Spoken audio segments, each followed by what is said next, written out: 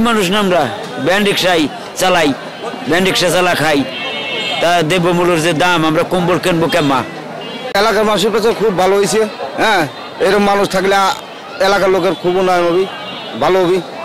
এই যে শীতের মধ্যে পোশাক দিলে এটা খুব ভালো জিনিস, উপকার করলে মানুষের, গরিব মানুষের। সরকার দেয় শেষের দিক, শীতের শেষে প্রচুর সময় দিলে তো আর কাজে লাগে না, আবার সামনে শীতে কাজে লাগে। বাণীবহ রাজবাড়ি বাংলাদেশ নিয়ে সবসময় ভাবি। দূরে গেলেই এটা আসলে বোঝা যায় যে ভালোবাসা অথবা দেশের মাটির কথা। সেই জায়গা থেকে আমি সৌদি আরবে আলহামদুলিল্লাহ দীর্ঘ আজকে 16 বছর ধরে আছি এবং আমি আমার নিজস্ব ব্র্যান্ড নিয়ে কাজ করতেছি। আমি চাই বাংলাদেশেও আমি নিজে ইনভেস্ট করব এবং ফ্যাক্টরি করব, দেশের মানুষের বেকারত্ব দূরকরণে আমি কাজ করব।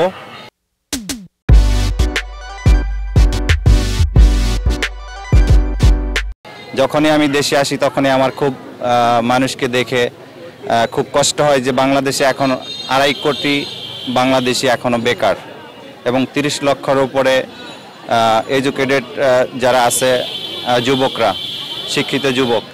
আমি চাই বাংলাদেশে সারা বাংলাদেশ নিয়ে ব্যবসা করে পুরো বিশ্বের বহির্বিশ্বে শুধু শ্রমিক নয়, শ্রমবাজার নয়, আমরা ব্যবসায় এগিয়ে থাকতে চাই। আসলে আমি যখন প্রবাসে থাকি তখন আসলে আমরা কত ভালো থাকি।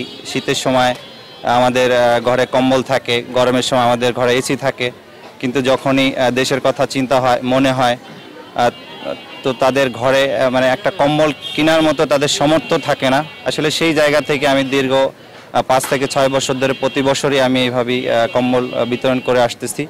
আর অন্যান্য যে সামাজিক যে কর্মকাণ্ড সব কিছুর সাথে আমি সবসময় থাকার চেষ্টা করি। আমার শুরু এখন আমি চাচ্ছি শুরু হয়তোবা 100 দিয়ে শুরু করব বাংলাদেশে, দেন এটা আমি এক সময়ের জন্য আমি সেটা মিলিয়ন পরিণত করতে চাই বাংলাদেশের সবাই সহযোগিতা এবং দোয়ায়। হাততালি না দেন, সৌদি আরব থেকে এসেছে আপনাদের হাততালি নেওয়ার জন্য কিন্তু, এবং আপনাদের সেবা করবার জন্য। অনেক জোরে একটি করে তালি, অনেক জোরে, অবিরাম করে তালি।